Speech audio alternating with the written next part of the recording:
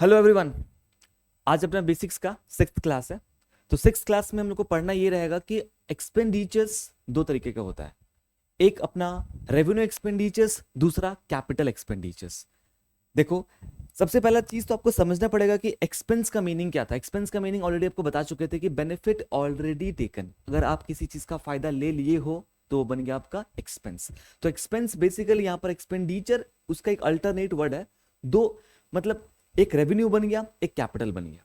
मतलब समझो, सिंपल सा बात है कि बिजनेस एक्सपेंडिचर्स कभी गुड्स परचेज करने के लिए करेगा, कभी बिजनेस अपना एक एसेट्स को परचेज करने के लिए एक्सपेंडिचर करेगा।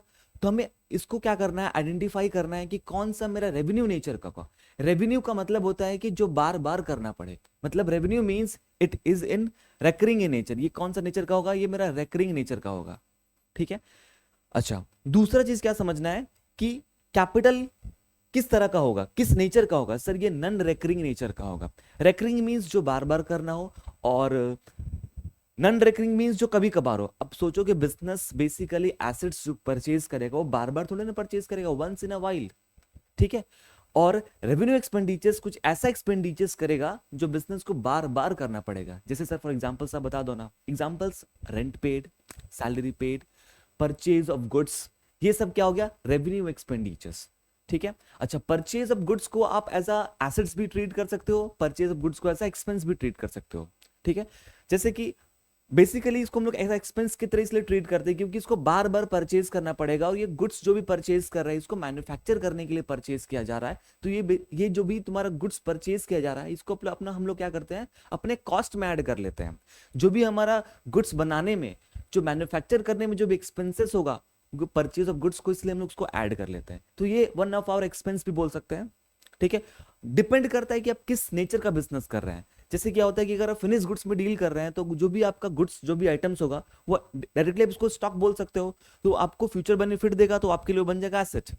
बट अगर आप रॉ मटेरियल्स परचेज कर रहे हैं और उसको फिनिश गुड्स में उसको कन्वर्ट करोगे, तो purchasing the raw material will become your what, it will become your expense. And किस तरह का एक्सपेंस होगा सर, ये मेरा रेवेन्यू नेचर का होगा, क्योंकि बार बार परचेज करना पड़ेगा। देखो क्या लिखा हुआ है कि benefit of which is received during one accounting period. One accounting period मतलब हम लोग सर फाइनेंशियल ईयर फॉलो करते हैं, जैसे कि 24-25, 25-26। 24-25 मींस की 1 अप्रैल 2024 टू 31 मार्च 2025। तो वन अकाउंटिंग पीरियड में अगर हम कोई भी ऐसा एक्सपेंस कर रहे हैं, कोई भी खर्च कर रहा है, उस खर्च का बेनिफिट लगता है कि उसी अपने करंट अकाउंटिंग पीरियड में बेनिफिट उसका ले लिया जाए, तो बन जाएगा आपका क्या, रेवेन्यू एक्सपेंडिचर। जैसे कि अगर आप रेंट पे कर रहे हो ना, तो साल भर का जो रेंट पे करते हैं, ऑब्वियसली बात है कि उसका सर्विस, उसका बेनिफिट, उसका जो हम लोग उस प्रॉपर्टी को यूज करेंगे वो साल भर में यूज कर लेंगे।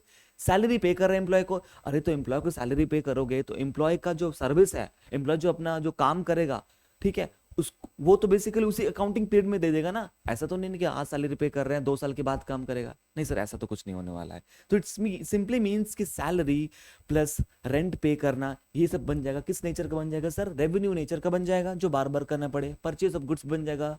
ठीक है। उसके बाद आते हैं capital expenditure. Sir capital expenditure का मतलब होता है कि ऐसा एक्सपेंडिचर जो आपको बार बार ना करना पड़े, वंस इन अ वाइल होगा।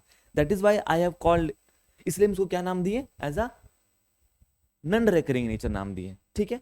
अब आते हैं देखो कि ये किस क्या क्या चीज लिखी है इसमें कि इनकर्ड फॉर एक्वायरिंग एसेट्स।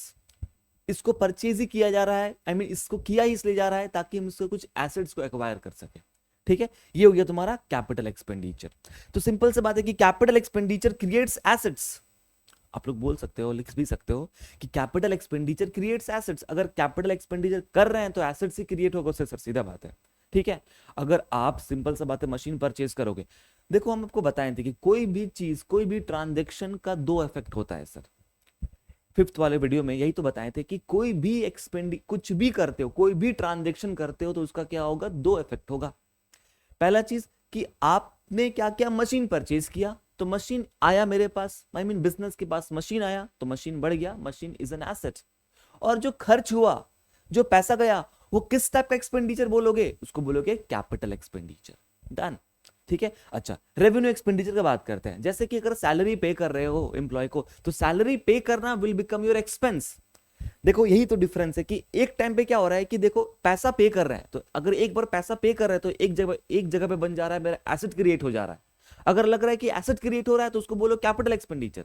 और अगर लग रहा है कि सैलरी पे करने से तो it's a normal expense sir, ये तो बार बार पे करना होगा, तो उसको आप सैलरी को आप एज एक्सपेंस बोलोगे, और जो पैसा गया वो टू कैश। बात समझ में आया? ठीक है, आई मीन टू कैश। हम आपको जर्नल का एक टू कैश बोल दिए, वो तो अभी आपको फर्दर क्लासेस में डिस्कस करेंगे। मतलब हम लोग बस जर्नल्स की ओर मूव करने ही वाले हैं। ठीक है, बेसिक्स जैसे कंप्लीट होगा, we are preparing for the journals. अब जर्नल्स एंट्रीज में जो भी जैसे बेसिक टर्म्स यूज करें, अब डायरेक्टली अगर आपको हम बोलेंगे डेटर्स क्रेडिटर्स, तो you will not able to understand. That is why basics classes में क्या करें, वो सारा बेसिक्स टर्म्स के बारे में हमको नॉलेज देना चाहते हैं।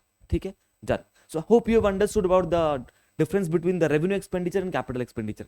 सर अगर बार बार करना पड़े, रेकरिंग नेचर होगा तो रेवेन्यू, कभी कभार करना पड़े तो capital expenditure. Capital expenditure creates assets. ठीक है,